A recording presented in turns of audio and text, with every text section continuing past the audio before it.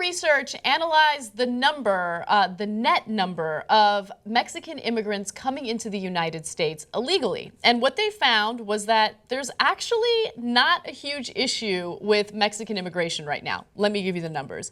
Using census data from the United States and Mexico, the Pew report found that from 2009 to 2014, slightly more than 1 million Mexicans and their families, including about 100,000 children younger than 5 who were American citizens born in the United States, returned to live in Mexico. In the same period, an estimated 870,000 Mexicans came here, resulting in an outflow of about 140,000 people. Now, keep in mind that the policy idea that kind of catapulted Donald Trump into first place for the Republican ticket was this whole notion that there's a huge problem with Mexican criminals coming into the United States, so we need to build a big wall and get Mexico to pay for it. Well, turns out that Mexican immigration is the least of our concerns right now, or should be the least of our worries. Okay, and also his policy ideas were stupid. Also, the shift is the first time since immigration from Mexico began to rise in the 1970s that fewer Mexicans came into America than returned home, the Pew report found. The reversal is primarily the result of a steep drop in Mexicans coming into the country. Now, there are two things at play that you should know about. Number one, despite what Republicans tell you, Obama has been very, very aggressive in policing undocumented immigrants. Yeah. So he sends them back. There has been tougher border security, so that has definitely played a role. But another thing that's played a role is our economy. The economy is so disastrous for the working class in the United States that Mexicans are like, I don't know, let's just go back. Better jobs better over there. Yeah. Well, see, that's where I think Trump actually kind of has a point. Now, see, he pitches himself as the person who can get rid of all the Mexicans living here illegally. So if we were to actually put him or another one of the Republican candidates into office, and they were to pass one of their disastrous tax plans that would cost us something like $11 trillion over 10 years, put into play economic policies like George W. Bush did that eventually end up tanking the economy, it craters, then they'll leave. So exactly he's going to make it happen, not with a wall necessarily, but with Wall Street, he can make it happen. The crappier our economy is, it'll happen eventually. I mean, that's the thing, is that no one actually is talking about the root causes of immigration. And I have to say that when we talk about, like, in search of a better life, like, sometimes, yes, that means work, and sometimes that means escaping a cartel that wants to kill you and your entire family. So, like, let's not forget, that it's a better life is also just, like, surviving.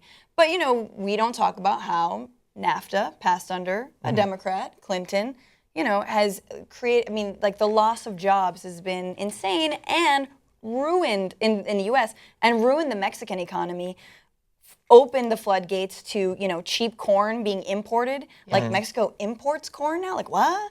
Tortilla? What? No, yeah. And it ruined their economy, and that's why, they came here to begin with. But I think now what's interesting is that, there's, things like, honestly, the drought, migrant farm workers, there's no more tomatoes to pick. Like, there's no more crops. There's less industry and less construction.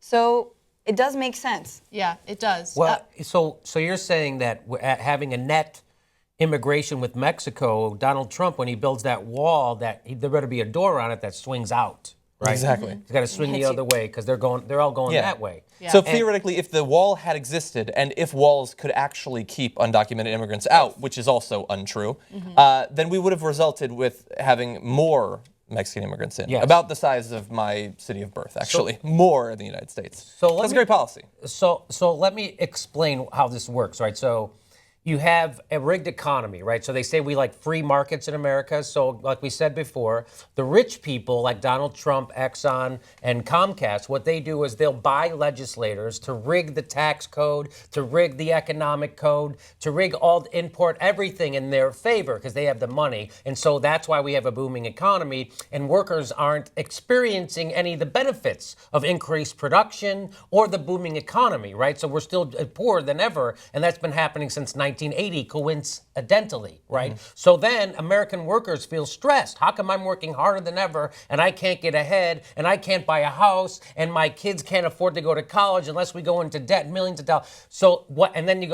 so then all of a sudden, if you remember that movie Up in the Air, it was a cartoon, and in it there was dogs, and they would always get distracted by a squirrel. They'd be doing something important, all of a sudden they'd be right in the middle of doing something like, hey, we're going to save you, like, squirrel.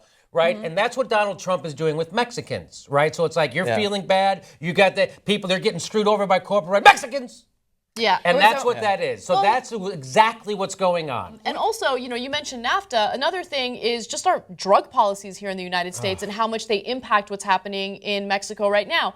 Part of the reason why Mexico continues to have prohibition on drugs like marijuana is because we give Mexico foreign aid on the condition that they play by our rules. And that includes our drug laws, right?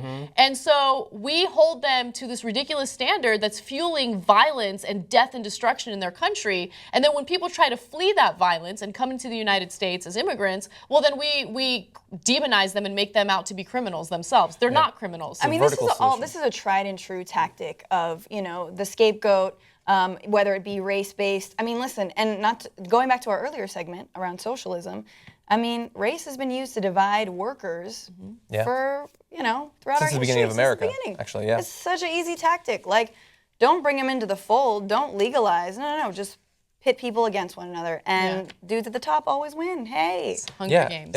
Honestly, like if you go back to the very beginning, the first decades of America, eventually, I mean, you had between poor white workers, Native Americans, and slaves, the beginnings of affiliations, groups, what could have become lobbies, basically, or unions. And you can look at the analysis of what the different states did to break that up, to pit poor, in many cases, dumb white workers against Native Americans and slaves.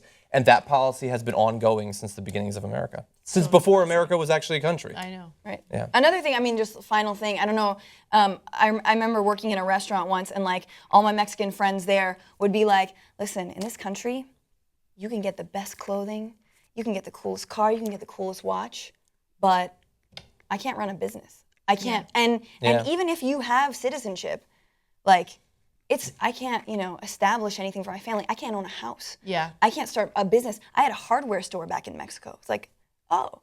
And I think you can say that's not just immigrants, but, folks who've been here for generations. Yeah, we can buy the nicest stuff. But when it comes to actually the things that, like putting really down real matter? roots that really matter, harder come by. Preach.